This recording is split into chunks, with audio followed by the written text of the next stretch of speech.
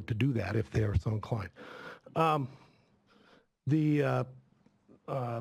I note that the recipient agencies, in their comments papers, we've heard from San Diego County Water Authority, and then reading the comments papers for Coachella and for Metropolitan Water District, they oppose this process. That's 5 minutes. I will just be a couple more. They oppose this process and indicate to me that they are in favor of this failed project. But they still want the water. Then they want the farmers' beneficial ownership interests in the water effectively to continue the transfer of those rights to them. That's the way we view it, at least.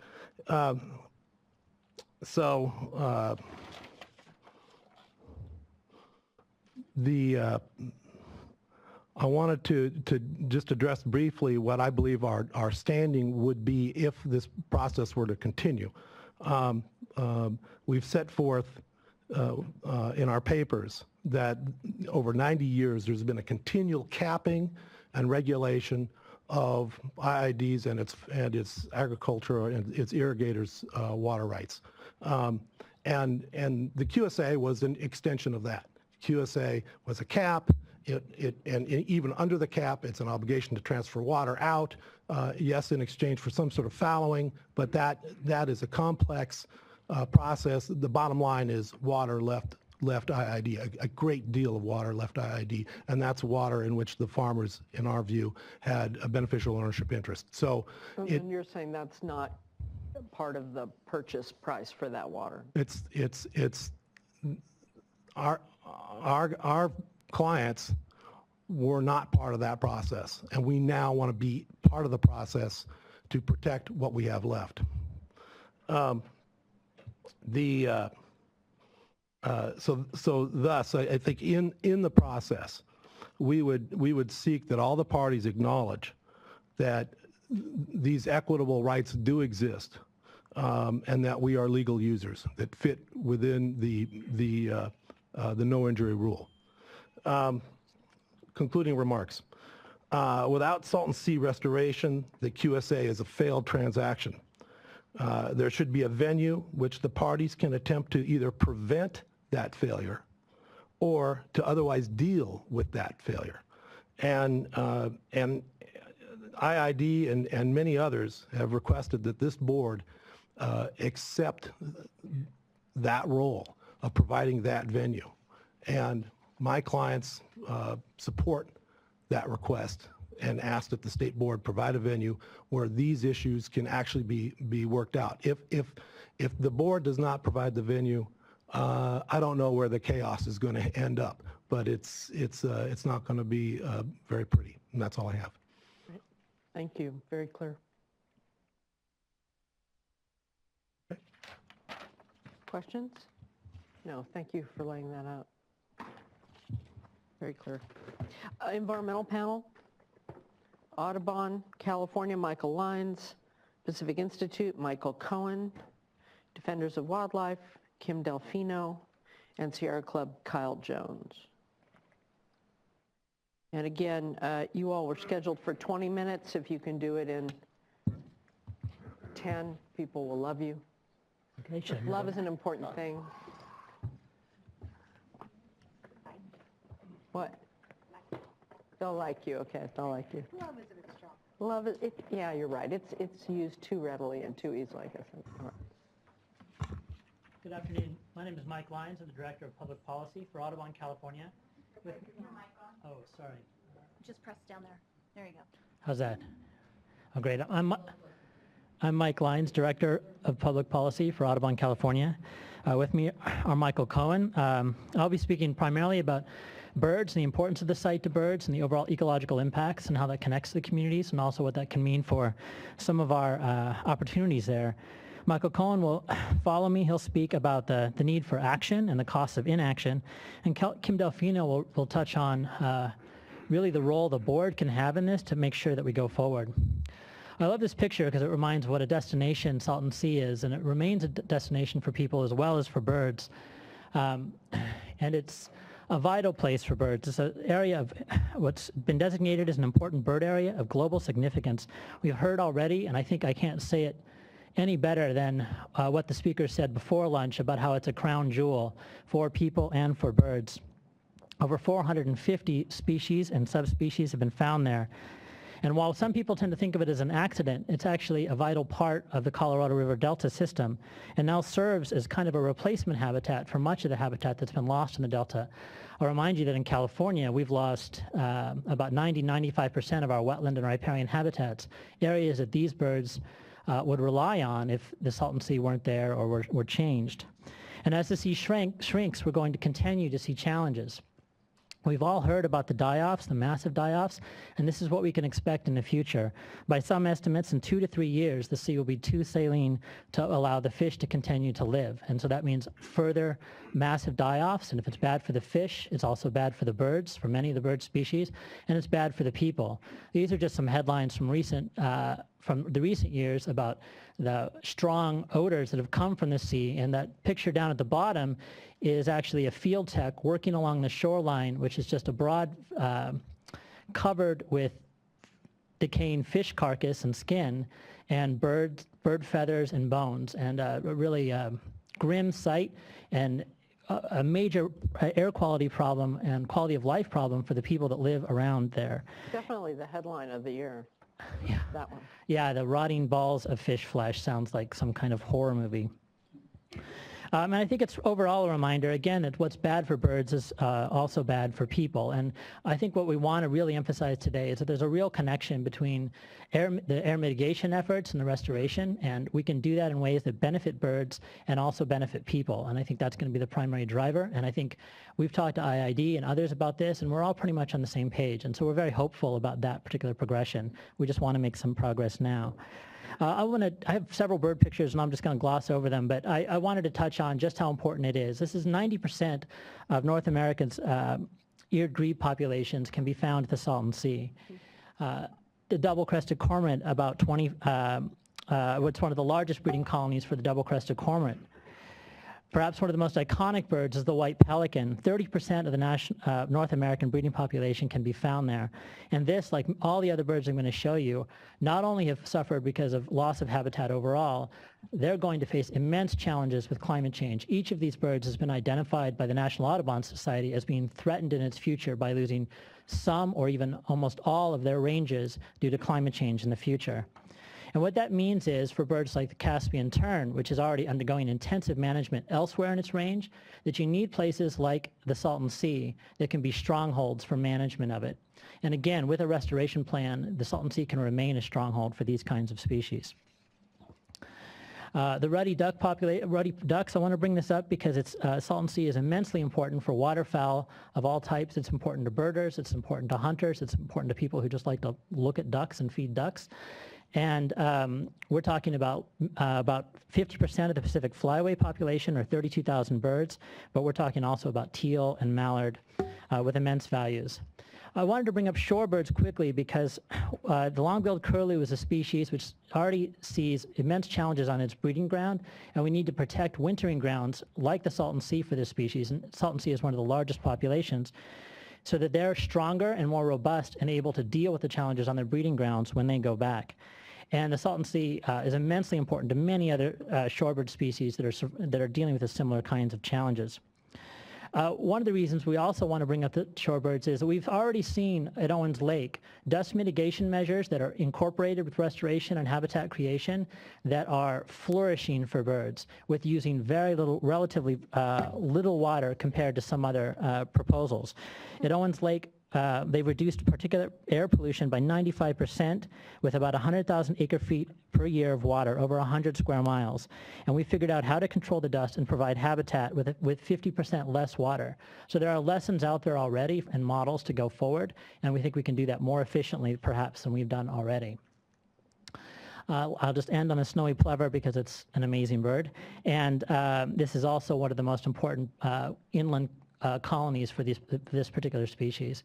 And I want to underscore that while we're talking about birds, it's really about, again, what's good for birds is what's good for people. And I think we have to be driven by what we can do for the communities and understand that a vibrant Salton Sea means that we have good wildlife habitat and that we're supporting the communities and the ag and all the other activities that are there that are part of a mosaic. The birds themselves rely on that mosaic, not just the sea, but the ag and the other activities around there. And so we want to work as part of a holistic solution, and we think we can do that expeditiously. Thank you. Great, thank you. Thank you for the pictures, too. Oh, yeah. Thanks, Madam Chair, members of the board, and I'd also like to thank your staff for helping us overcome some technical and logistical challenges, but it all went smoothly, and here we are. If we can have that first slide pop up, or I just point this somewhere and magic happens. Anyway, so as we pointed out in our comment letter, this is a very timely and appropriate workshop, but not just because of the Salton Sea itself and the tremendous ecological and public health impacts, which I'm going to describe in a moment, but I think it specifically addresses this question that you discussed yesterday about drought and how California addresses drought. And of course, one of the major tools in that kit is water reallocation. But people may in the future look to the Salton Sea and say, does water reallocation work? Do transfers work? Are the externalities actually addressed? Or as other parts of the state are encouraged to reallocate their water on a permanent or short-term basis. So they look south and they say, well, this is a failure.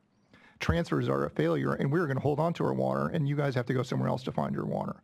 So I think we need to look at this as a statewide, and in fact, as was mentioned earlier, really a basin-wide, not just California, but the Colorado River Basin issue. How do we move water on the basin? How do we meet growing human demands while still meeting ecological demands and protecting human health? And a lot of that really is concentrated here at the Salton Sea. And so whether this fails or doesn't fail is really maybe a good guideline for how we move forward. So I've been working on this, sadly, for 17 plus years, and used to have Mike's hair, but I've lost it. It's just yesterday. Weren't you two the ones who first explained this issue to me? We tried. Late night? You got it. The state got it and said this is a major problem, and we're still working on this. So I've been working on this for too long. So I put out a report about 6 months ago, which I think was attached to your letter, and I think has been referenced previously. And I'm going to speak to that. That's really the basis of my talk now, to provide this broader context. And really, it's this challenge of who pays. And in some ways, it's the state that pays. Will the state meet its obligations for mitigation and to undertake restoration of the Salton Sea? The state as a whole, or as we've heard, is it the people of California, particularly the Imperial and Coachella Valleys, and frankly, the people across the border in Mexicali, will pay that. So somebody's going to pay. It's just a question of who and what those larger implications are. So we saw, this is a graph on a previous report when I was trying to describe really the ecological implications of inaction at the Salton Sea. So this kind of yellowish, whatever color that is, on the left is where we are. That red X essentially is where the Salton Sea is now, about minus 234. And essentially that's what was projected. That's what the board assumed would occur. And as Dan Denham mentioned, there are other impacts affecting the Salton Sea currently causing the elevation of the Salton Sea to decline. So that's the trajectory we're at. But what happens is this period of rapid change, this 10 to 12 year period, where essentially the salinity at the Salton Sea triples. The elevation of the Salton Sea drops by 20 feet. So we can point to very specific elevations there or salinities there and say, well, look, there's Mona Lake, and there's a very active and productive spot for visiting birds. It's biologically productive. But the change here, the difference here is that it's the rate of change. And I would submit that the rate of change here is really too rapid for species to adapt before the salinity continues to increase, and they're unable to thrive in that condition. So what we're going to see from that is essentially an ecological catastrophe. So as Mike just mentioned, with all the birds, that has direct implications for food resources for these birds. The fish die off very quickly. But of course, that then generates additional odors and has economic impacts, which I'll mention in a second. So this is a different way to look at it. We've seen different variations of this. Part of the challenge that Kevin Kelly mentioned about what's the total exposure is really what do we determine as the baseline. So this particular map looks at the baseline of essentially the pre-QSA condition. So this is minus 228 in the blue. Light blue essentially is where we're already at. And then this kind of tomato soup color is where we're projected to be as the Salton Sea continues to decline. Now, I would point out that What's the time frame?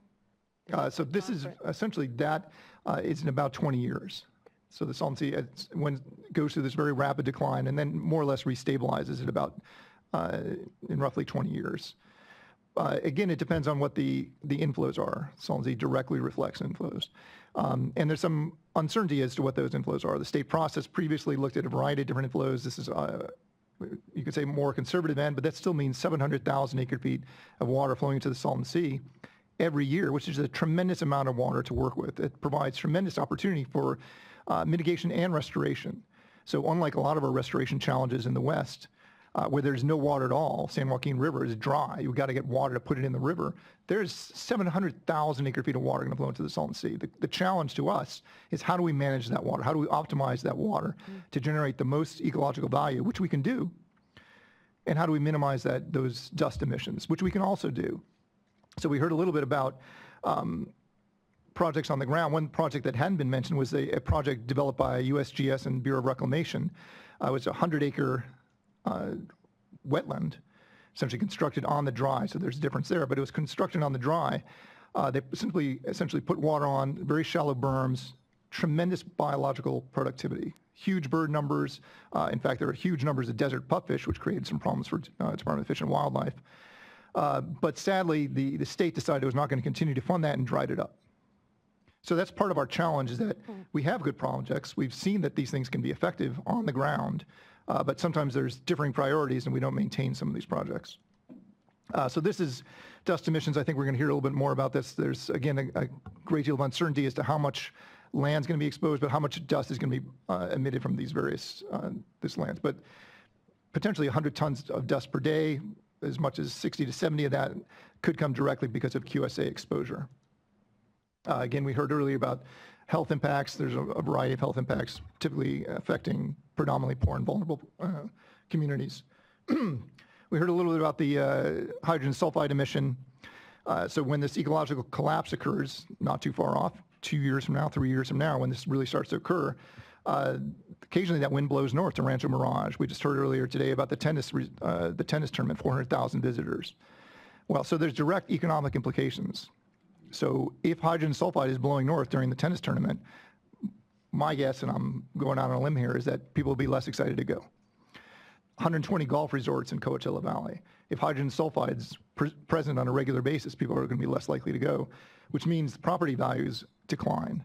So in fact, around the Salton Sea, property values are much lower than you typically see around lakeshore property. In fact, they go down. So we're already seeing what's called a disamenity value directly associated with the Salton Sea, but that's going to spread. So there are public health implications, there are property value implications, which broaden into general economic implications.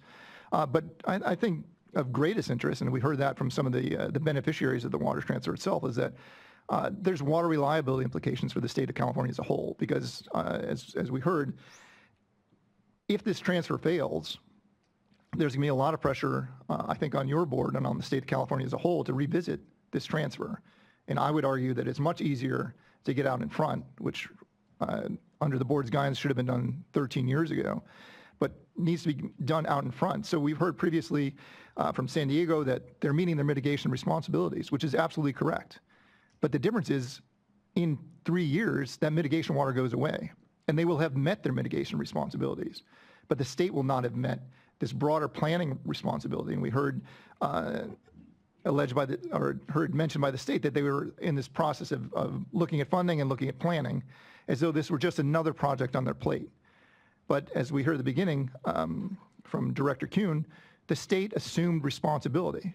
So this should be a priority. We have not heard from the state that this is a priority for addressing the broader water needs of the state of California. So I'm a little over time here, so let me just. Sure, yeah, so. Let me. Kim's a fast I talker. want to hear, Kim's the one who's going to focus on. So this is in my report. I'll leave this, but the cost can be quite high, and I think the balance is who pays for this. Is it the state of California to help preserve not just the health and welfare of the people of California and the ecological resources, but water reliability for the state of California as a whole? I don't have any slides. So good afternoon, and I will try to speak very rapidly, but I will not do it in 19 seconds. Right. Well, first of all, I just want to thank the board for holding this workshop. I think that the comment was made earlier, I think by Chairwoman Marcus, that it would be nice to have had the board check back year after year, starting 13 years ago, but that didn't happen. That's fine. We are here now, and we really appreciate the fact that that's happening. I think that, 13 years ago, Mike Cohen and I, as well as a number of other people probably behind me, came before the board on the water transfer.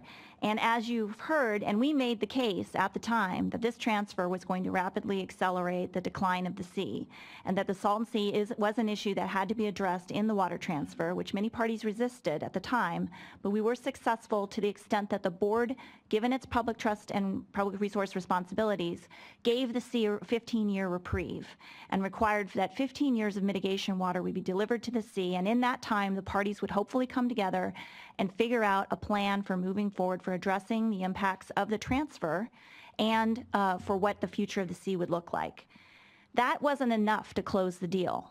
It took another year and it was a failed vote before the IID board and a lot of other things that I won't go into that caused the parties to come back together again and reach the deal, as Supervisor Kuhn mentioned, which was that the state stepped in to close the deal and said, we realize that the impacts of this transfer might be quite substantial.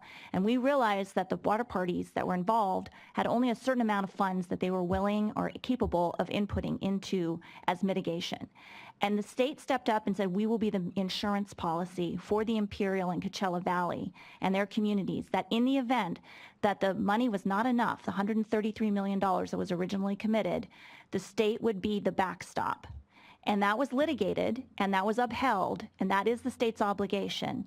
The state also said that they had an obligation and committed to restoring, and I use the word in quotes because I think it's clear that we're not going back to the postcard that Mike Lyons put up in the beginning of this presentation, but that the state had an obligation to come up with a plan for how to manage the Salton Sea and all of the resources and public health issues that were associated with it. And mitigation is a part of that, and should be a part of that, and it should fit together so that we're not stranding assets or resources or doing projects that 5 years from now we're going to have to abandon because they don't fit into what is a more reasonable or sustainable vision for the sea.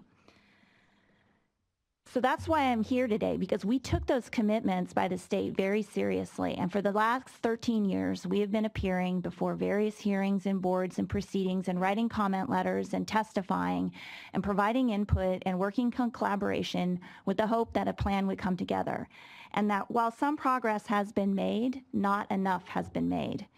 And we are only 2 years away from mitigation water ceasing to be delivered to the sea. And the sea will recede rapidly, and a lot of land will be exposed rapidly. And that's because the sea is a very shallow body of water. And we will see the impacts. And I think the Sierra Club students got up and I think very eloquently put a face on who the people are, the communities who will be affected by this. And I think Mike Lyons was very, very clear in this. We're not here just because we care about birds or we care about fish or we care about, the critters out there. We're here because they represent the larger part of what is that community and the impacts that they're going to have to bear. And I think the state board here has a unique and important role to play. You approve the transfer, and you have ongoing jurisdiction and responsibility over this matter, as you noted in your order back in 2002. If the state does not provide a plan for how to live up to its obligation and identify at least a path for moving forward to paying for those obligations, this transfer is in jeopardy. Particularly when the dust storms start, the birds start dying, the smells start wafting, and people, particularly children and elderly, start crowding emergency rooms because of the breathing problems. I'm here to urge you to step up and use your powers to move us forwards towards a solution for a sustainable sea. And I use the word sustainable very carefully because sustainable in the dictionary is to be able to use resources without destroying or completely using them up. And what I'm talking about is managing the system that we have and doing it in a way that does not cause ecological disaster. It will be a smaller C. And that was something we'd said earlier in 2007, back when the Resources Agency came up with their plan. We knew the $9 billion plan wasn't feasible, and we urged them to take a more measured approach, but they didn't, and now we're here where we are. And we need the board to step up and assert its jurisdiction and herd the cats. I would recommend that you do convene a series of workshops and include the Resources Agency in that, along with all the other stakeholders and parties, to come up with a plan within the next 6 months. We don't have a lot of time. I feel like after the state got up and made its presentation, there was a certain lack of urgency in what was being stated. We don't have any additional time. I would also ask that you ask the Resources Agency to provide a funding plan within the next 6 months of how they're going to live up to their QSA obligations. They don't have to provide the money up front and put it in escrow, but they have to at least show us some idea of where we're going to be going with this. And we believe that the board is the appropriate convener and overseer for something like this. Some have suggested that the governor appoint a task force, and I'm here to say that the time for a task force is long past. We have already spent 13 years in various iterations of what would be considered a task force, and we don't need another one. We need an entity with real legal authority over the water transfer to step in and get serious about what's about to happen at the Salton Sea. And you guys, you are that entity. And the time to act is now. You issued an order 13 years ago that approved the transfer with the understanding that the public trust and public health issues be addressed. And for more than a decade, California has had the benefit of the QSA and the water transfer. The time has come for the board to step back in and make sure that the Salton Sea, its surrounding communities, and fish and wildlife have the corresponding benefit of the state's commitment to ensure that the water transfer won't create an environmental and public health disaster. And thank you very much. Thank you very much. Thank you all. Do any of you see the Salton Sea Authority? What role do you see for the Salton Sea Authority? The Salton Sea Authority was provided funding recently by the Resources Agency. They very much have a role to play here because they are a JPA that was created with various, the different boards of supervisors and IID sit on that authority, and it's a good place to try to have some of these conversations. But they are not funded, and they don't have the jurisdiction over the water transfer, and they have been convening these conversations for 13 years. So I think that the locals, this issue is a state issue, but it has local impacts, and so yes, they have a role to play. But I don't think that they have the sole responsibility here. And I do feel that various interests have been stepping in and trying to serve a role, but the board has jurisdiction here. The board has an ongoing enforcement obligation, and I think that you guys have the power to focus people at a time when we absolutely need people to focus. I'd like to thank you for your comments. I think you provided some very useful suggestions. And I appreciate that you're tempered in your expectations, saying that the $9 billion plan was just never feasible to begin with. But between the Salton Sea Authority and resources, it looks like they're coming up with a process to move forward. It may not be what you're looking for and in terms of action, immediate action, but could you comment on the 3-phase plan that the Resources Agency talked about? I think that the Resources Agency, the first phase was they already spent some money and put grants out for 3 small projects. That's fine. The second phase was how we're going to spend the bond funds, which they have to do anyway. And the third phase was the actual plan, which should have actually been the first phase. And so I think because, again, and this is an issue with the species habitat complex that they showed you up there with the various cells. That project started out several years ago, and it is now only able to fund about 300 acres. I think that the state has done the best that the Resources Agency has done a pretty good job.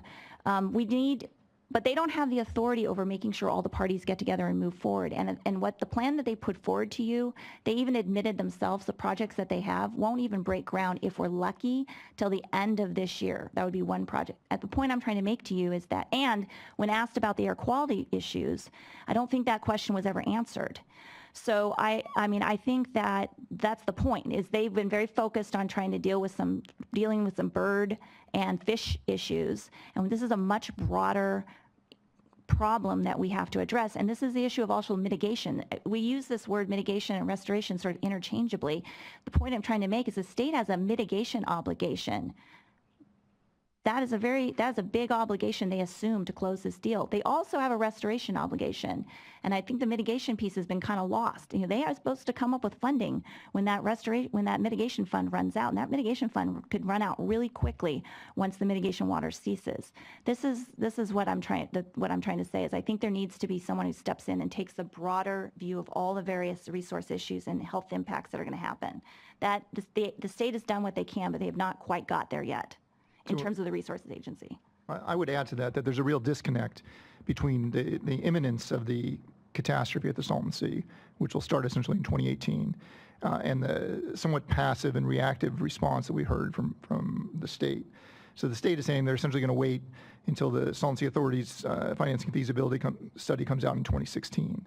So that's essentially just a study. That's a framework, another study to say, here's how we're going to start moving forward. But the scale of the Salton Sea, as we heard, is so immense that we needed to start projects essentially 10 years ago. So what we need is this interim plan. There are some short-term projects that are queued up and ready to go, they're essentially shovel-ready. What we need to get from the state is a greater, again, the sense of urgency, but a greater commitment to finding the funding, not to wait for the funding to come down in occasional bond packages, but to go out, work with legislators and say, the state has undertaken a commitment which benefits the entire state. We need to find funding. We need to develop some mechanisms to generate funding so we can get money to these projects that are already permitted so they can be constructed starting now, not waiting 2 years to start looking at a plan to put this together. IID is developing a complementary plan, essentially a midterm plan, which I think can be expedited, but provides, again, more of a holistic vision, which to date has been absent. How do we put together these different pieces? How do we connect them? How do we develop the infrastructure which will be necessary to get the water spread around to these different projects? What does that cost? And what are the funding requirements to make that happen? So we haven't seen that either. So But isn't that at heart best done as the collective effort that a lot of people have been talking about? So It's not there's just the state doing it in isolation, it's the state doing it in concert. So I guess my response to that is there's a real tension between consensus and leadership. And on one hand, it's important to bring all the stakeholders together and develop the plan. But on the other hand, we're almost out of time, and we need real leadership from the state who has the funding responsibility, the obligation to make this happen, to go forward and say, we're going to have the funding, we're going to use this vision that's been developed, I think, in coordination with the local communities and with the participation of the environmental community. But we need to make that happen now, and we need to see a real sense of urgency, and I think that's where this credible threat of postponing the water transfer gets people's attention. It's focused attention on what happens if we don't make this happen. And that's, I think, where the critical role of this board comes in, to say, if you don't meet the obligation, we're going to revisit the water transfer. Yeah, that's not something that we suggest. It's not something that we say there should happen, but what should have happened hasn't happened.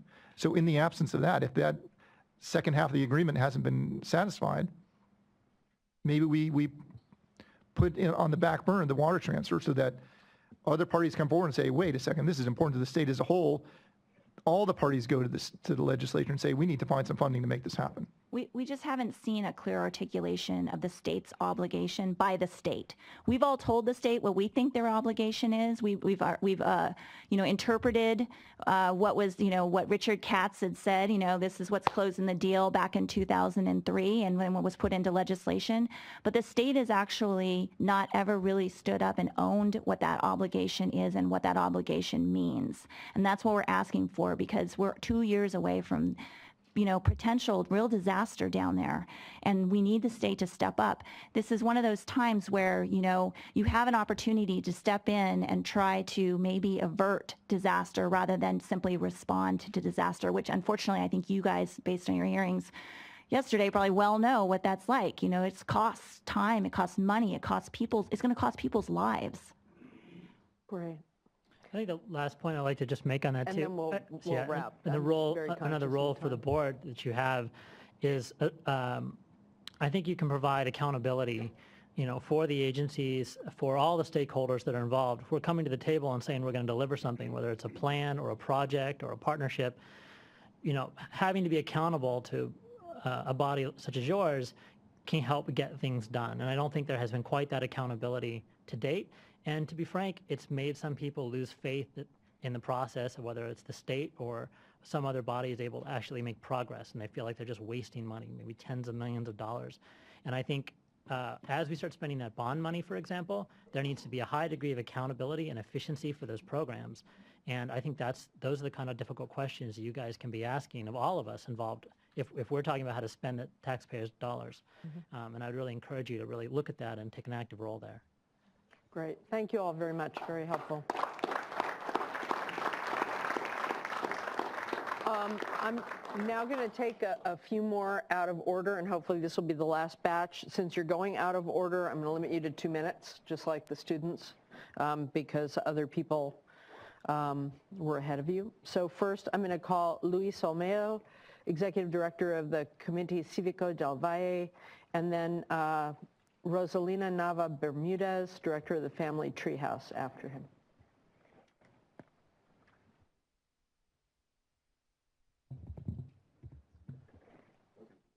Madam Chair, Yes. okay. Madam Chair and members of the board, my name is Luis Olmedo. I'm the Executive Director of Comité Cívico del Valle, a community-based organization that advocates for disadvantaged rural communities of Imperial County. We are over 85% Latinos living in rural communities in Imperial County, lower income levels, most of whom are working class people, and many who are farm workers. Imperial County already holds the record for higher rates of asthma in California. According to the Office of Environmental Health Hazards, there is a nexus between cumulative environmental impacts and poor health outcomes. The National Academy of Sciences Institute of Medicine describes the combined exposure of double jeopardy as double jeopardy because social stressors can impair an individual's ability to fend off illnesses that pollution creates or aggravates. For these reasons, Comité Cívico is here today in support of IID's petition that requests that the state fulfill its commitment to restore the Salton Sea, to mitigate and protect public health and conditions as a condition of the QSA transfer. Moving forward, we are working to ensure that disadvantaged communities are well represented. Given that the cumulative effects of industry, dwindling resources, compounded by climate change, we stand to find ourselves in an uninhabitable homestead. Past performance of interventions such as dialogue, workshops, presentations, and bids have yielded mediocre results with little to no action. While past stakeholders, staff, leaders have left legacy of stagnant decisions, ill-laid plans, we have waited for movement and still no solution, but we need actions. At this point, at what point do we give up our heritage, our livelihood, our roots? Those in power trade our health in exchange for the quality of life of those living in larger cities hundreds of miles away. Stating that the QSA causes no impact is no different than saying San Diego can mitigate its water because they have an ocean and they can desalinate. That's as much value as those comments have. So that's why I'm here to ask that a coordinated effort include our community and commitments be made to protect our public health. This was the understanding and it's the right thing to do. Over the past decade, resources recovery from QSA have occurred for some, but clearly not for a major segment of the community. On the contrary, diminishing resources have left nearly all of us scrambling for answers. We are here today with you on the verge of devastation. This is an environmental injustice and contradicts California's environmental justice policy. Let's work together to turn this around. Previous efforts left most vulnerable populations out of the discussion, and we believe that it is the reason why we find ourselves in this predicament today. Real community participation starts where the problem lies in Imperial County and Coachella Valley. In conclusion, this is a new day, new people, and a refreshed opportunity. I respectfully ask the California Water Resources Control Board to coordinate with key stakeholders who are tied to the community, assist the state to fulfill its commitment to restore the Salton Sea, mitigate, and protect public health as a condition of the QSA transfers. I also request that future workshops be convened in the Imperial County. Thank you for the opportunity to speak. I look forward to participating in ongoing dialogue. Great, thank you very much. Thanks for coming. Thank you. Ms. Nava Bermudez, followed by John Hernandez. Madam Chair and members of the board, thank you for convening this meeting. I also want to thank the Imperial Irrigation District for making this happen today. My name is Rosalinda Nava, and I'm the founder director of the Family Treehouse, a nonprofit family resource center in Imperial County, which has been in operation for almost 14 years, working on developmental surveillance. In those 14 years, I've had the pleasure of working with all sorts of families, but mostly families with young children. Often the children have disabilities and illnesses like autism, ADHD, and asthma. Sometimes the same child will have all three. These are the vulnerable people, little people, that motivate me to travel over 600 miles to ask you to help us, but in no paternalistic way. They are people who can't be here today or who don't have the luxury of time or money to inform themselves enough to participate in this very compelling conversation. A conversation that is highly technical and has been traditionally void of public health analysis. They are the very people who will suffer the devastating effects of doing nothing about the Salton Sea. I am here today with my community from a myriad of disciplines. All of these people you see before you are the very people I run into at the coffee shop, at the local farmer's market, at the movie theater, or at my center. They are the people I rely on to make decisions in our best interest. They are the people that I voted for. They are the people who consult with me to help them do their jobs. They are my neighbors, friends, and family. And like family, we may not always see congruently or make ourselves available to each other, or heck, even tell the truth, but we are family. And just like members of a family, despite our garden variety conflicts, we can come together when crisis demands it. This is not a novel approach to solving problems. This is the only approach that we have that is going to solve this dilemma. Imperial County is one big vulnerable community, where a vulnerable community is characterized as one that is exposed to not just one insult, but to many, multiple inherent stressors within our environment. It is one that, when placed at risk, has very little ability to recover or resources to buffer the impacts of such risk. Within this vulnerable community, there are subgroups that consist of people who are at the extreme spectrum of vulnerability, from the cradle to the grave, like infants and children and seniors, and those who suffer from chronic illness and disability. Imperial County is home to all of these, and while you might see these health problems in big cities as well, what sets us apart are the health resources. We simply don't have the rehabilitative resources to mitigate the tsunami of health problems headed our way. So I come to you on behalf of Imperial County families who need your help, meaningful assistance that will lead to the reduction of air contaminants, restoration of the Salton Sea, and community-wide participation that will sustain it. We've really got a partner on this. Meeting us in the desert would be a great start, followed by connecting us with folks who can explain to us what's really going down in our communities. I don't think it serves us well to leave us to our own devices to figure this out on our own. That just increases our load of vulnerability with little likelihood of recovery. We're already bombarded with poverty, native environmental insults, and general philanthropic apathy. I want to thank... This is great, but I'd ask you to... I want to thank the board for inviting me to participate in this workshop. On behalf of all the Imperial Valley families, I look forward to continuing this conversation. Thank you. Thank you very much. I'm sorry, I don't mean to rush everybody, but I need to rush everybody. Hello. Muy buenas tardes, Good to see you. señor, miembros de la mesa directiva. Métanle ganas porque sí se puede. Sí se puede. You know, this is what I was going to read, but I only got 2 minutes, so that's what's happening to the sea. That's what's happening to the sea. And as a retired person living around the sea, I'm very concerned for not only the health of the students that we heard articulate so well, the young lady from El Centro. We heard the experts. We heard my directors, my chairman of the board. But it's in your lap, and it's my health. It's my life. It's my grandkids, my great-grandkids, my children who are, we're connected. And we have to work together because, as long as I'm alive, I'll be living there in Imperial County. But I just don't know how to put it, the seriousness, the gravity of this. I came all the way up here because I feel that way.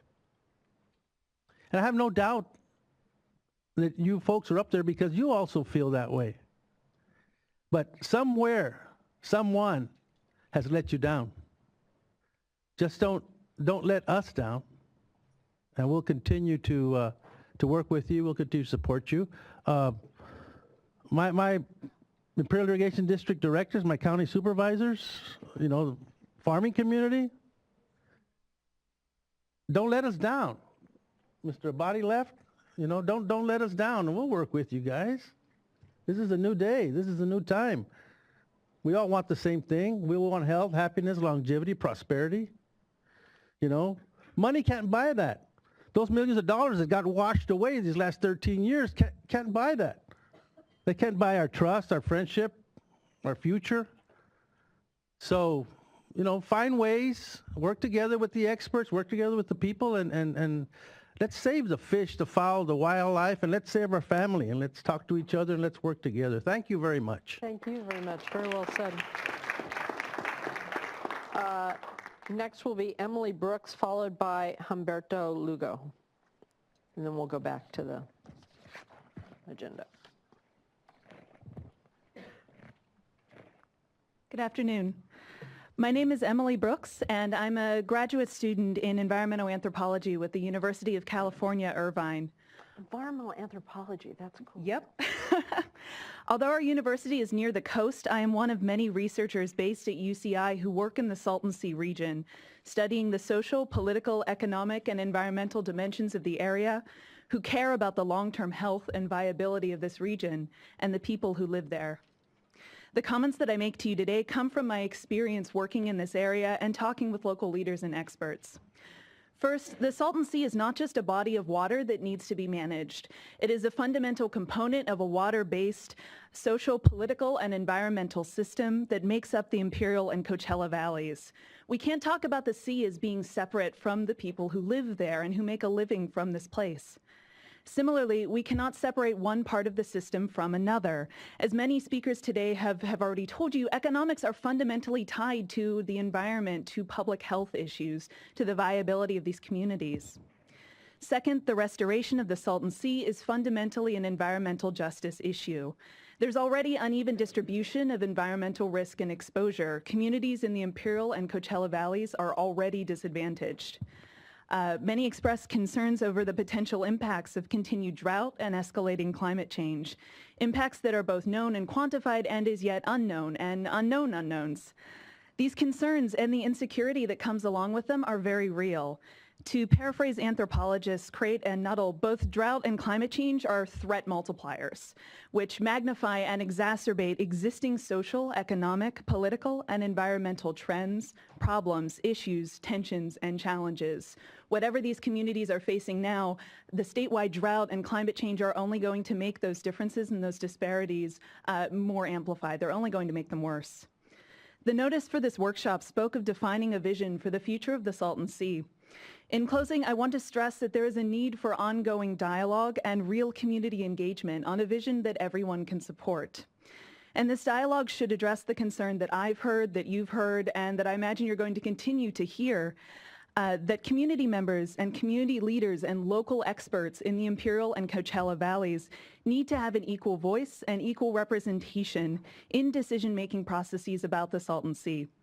I echo and I support these community members in asking that your board continue the conversation that you've begun today, that you continue to work with a diverse, truly representative cross-section of stakeholders in the Imperial and Coachella Valley communities. Thank you for your time. Thank you for yours. Thank you very much.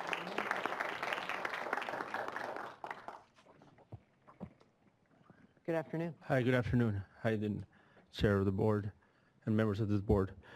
My name is Humberto Lugo, and I am the chair for the Ivan Environmental Justice Task Force in the Eastern Coachella Valley and the Imperial County, which is a collaboration with a broad range of stakeholders, including but not limited to community, government, academia, and whose mission is to solve environmental incidents that affect the community.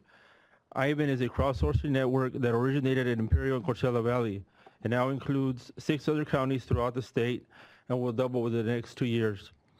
I am also a member of the California Environmental Justice Coalition, which is formed by a couple dozen grassroots organizations statewide, and we focus on land use, air quality, water pollution, and health in disadvantaged communities, such as the Imperial County and the Salton Sea region, which are disproportionately burdened by pollution and poor air quality. I am here today to support the IID petition that asks the State Water Resources Control Board to revisit and fulfill its commitment to restore the Salton Sea as an added condition to the QSA water transfers. The QSA is causing detrimental harm to disadvantaged communities in the Salton Sea Basin, which consists of Imperial and Riverside counties. Air quality in the region already failed to meet federal standards for clean air. The current mitigation of discharge water to the Salton Sea is scheduled to end, exposing the seabed that is already causing critical health impacts in these 2 counties. This will be an environmental disaster for California and without doubt become the single largest source of pollution. Since the QSA, almost no restoration efforts have been made more than a decade later. It is time for action for the sake of public health and the Salton Sea region. As the chair of the Environmental Justice Task Force in both counties, I request that your board bring together all stakeholders and convene a collaboration process among all parties to identify a specific restoration plan that can be implemented in time to avert looming crisis threatening our region and the entire state. This is an environmental justice issue because without restoration of the sea, the already disadvantaged residents in Imperial, which is the poorest in the state, will bear the burden at the cost of the most affluent coastal cities.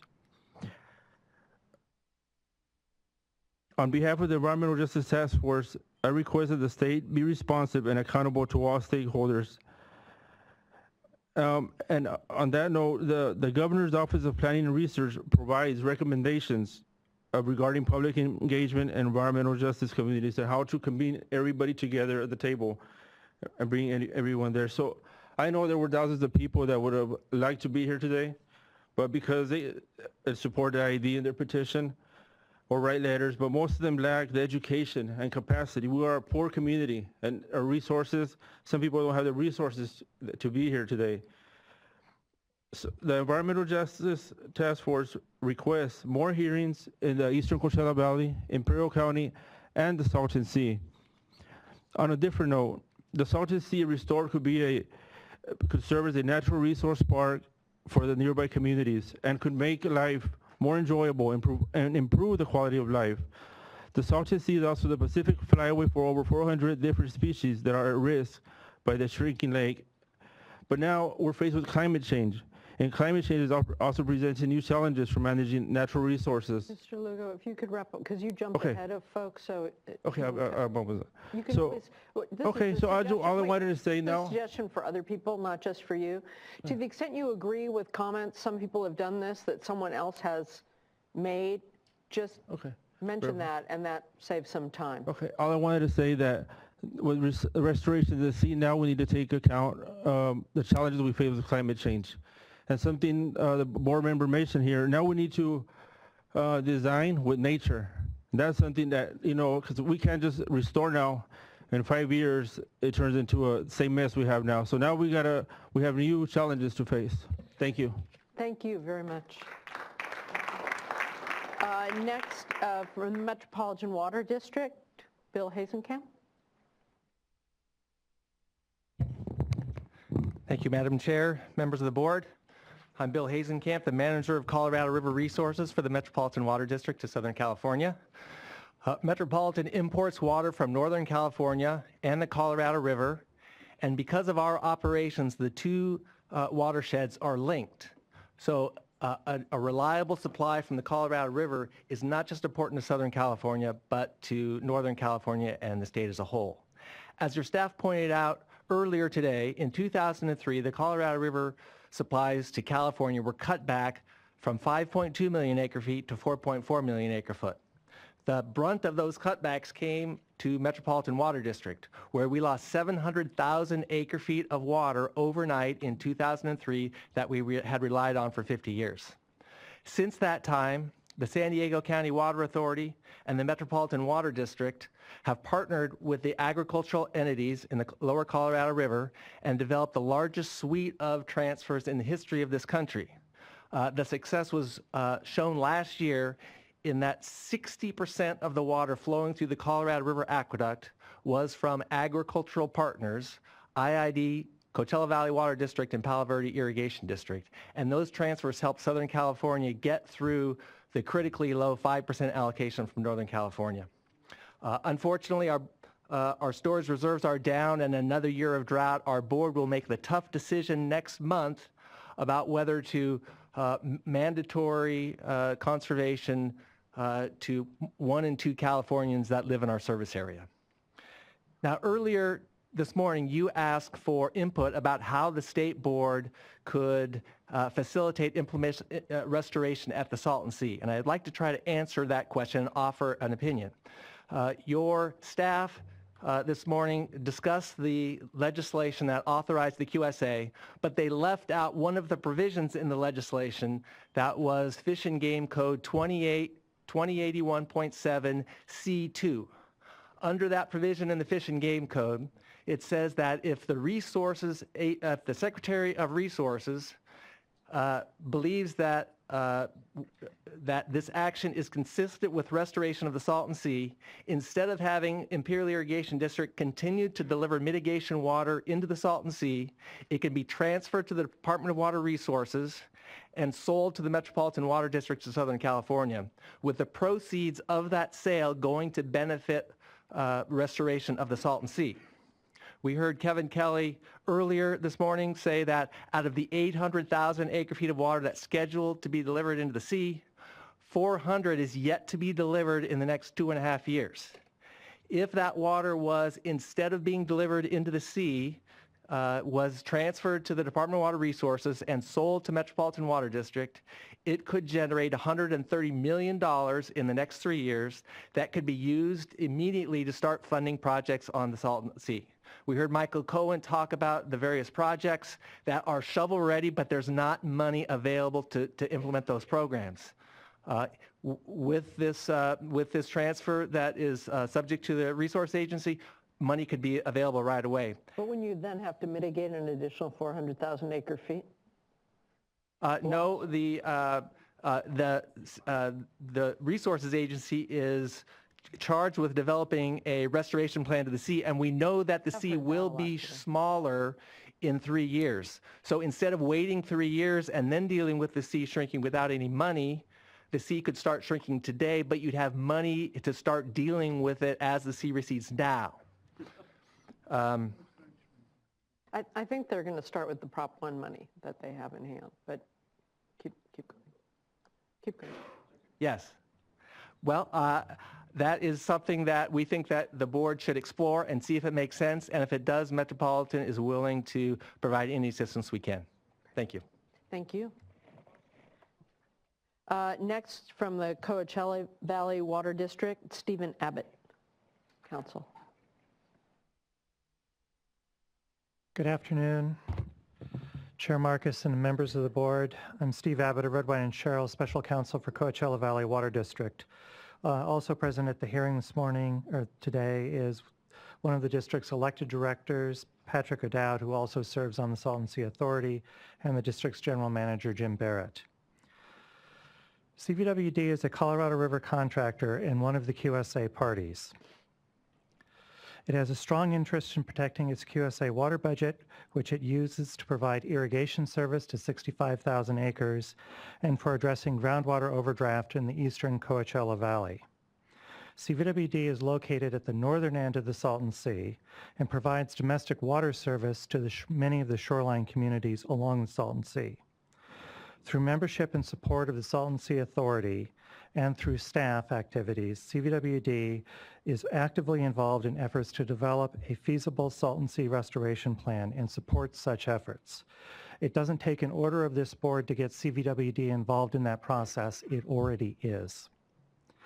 CVWD does oppose the specific relief that IID seeks in its petition to condition the continuance of the QSA transfers and acquisitions of conserved water on implementation